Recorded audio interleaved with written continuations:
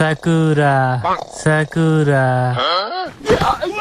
ঘুম ভাঙলো তোর? ঠিক আছে, তুই বাইচা থাকলে আবার দেখা হইব। বাইচা থাকলে মানে? ও যা বইলা গেল তা কি সত্যি? হ, এই রমজান মাসে কোন শয়তানি এই গ্রামের তীর সীমানায়ও থাকতে পারবে না, এটাই তাদের নিয়ম। কিন্তু আজ 12টা রোজা হইয়া গেল, তবুও তোর মতো কিছু শয়তান এখনো এই গ্রামে লুকাইয়া আছে। তাহলে এখন আমার কি হবে? কি আর হবে, শুনছি কাল নাকি তোর মতো একটা শয়তান ধরা পড়ছিল, তারপরে গ্রামের মুসল্লিরা ওর অবস্থা ভাঙা জিলাপির মতো কইরা গ্রাম থেকে বাইর করে দিছে। কি জিলাপির মতো? তো এখন আমি কি করবো? কি আর করবি, সময় থাকতে গাঁটি বস্তা গোল কর, আর কেউ দেখার আগে এখান থেকে কাইটা পড়, না হলে তোর অবস্থাও ভাঙা জিলাপির মতো হইব। তখন তোর দেহ পাবি, কিন্তু শরীর আর পাবি না।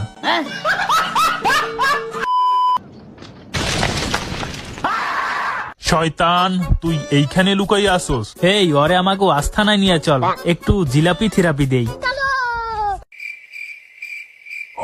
স্যার, আমরা ওরে 110 বার জিলাপি থেরাপি দিছি, কিন্তু তাও শয়তানের বাসায় যাইতেছে না। কি, তোর এত বড় সাহস? আজ 12টা রোজা হইয়া গেছে, কিন্তু তুই এখনো যাস নাই? দাবি আমাদের একটাই, আমরাও রোজা রাখতে চাই, তাই আমি কোথাও যাব না ভাই। কি বললি? আমি যামু না। কি তেরি তো, পরে শুধু জিলাপি না, আলুর চপ, বেগুনের চপ, ডিম চপ, বুট, মুড়ি, খেজুর, যত ধরনের থেরাপি আছে সব দে। ততক্ষণ পর্যন্ত থেরাপি চলতে থাকবে যতক্ষণে ও গ্রাম ছেড়ে পালায়।